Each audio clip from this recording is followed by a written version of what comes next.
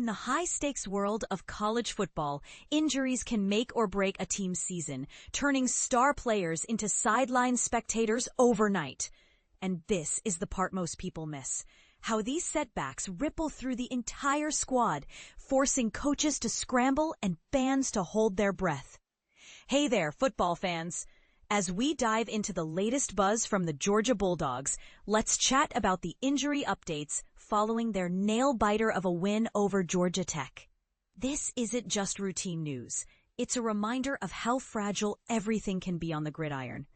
To keep things simple, injuries happen, but how teams handle them often defines their legacy. Starting with the big one, center Drew Bobo.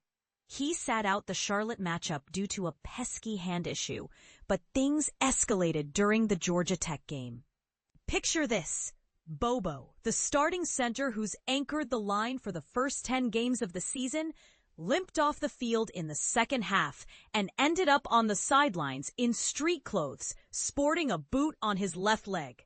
Head coach Kirby Smart gave a cautious update post-game. Not sure. He's got an ankle. Foot. Not sure.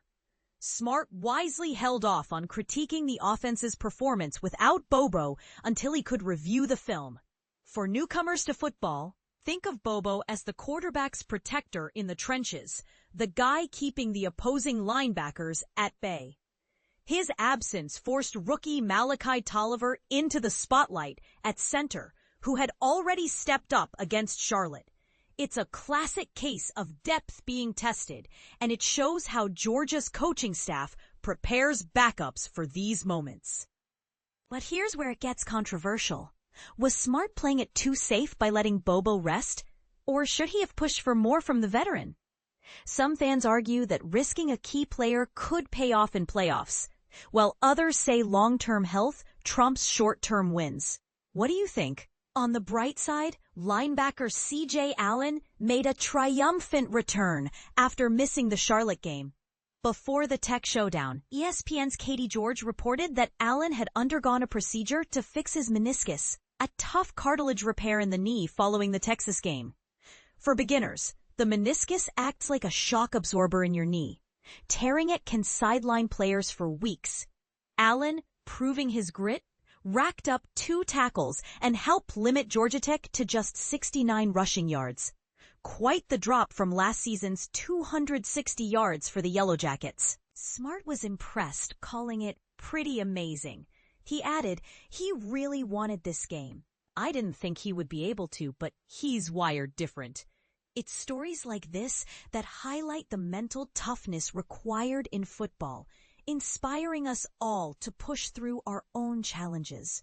Speaking of absences, running back Chauncey Bowens missed his second straight game, while Nate Frazier led the charge with 108 rushing yards.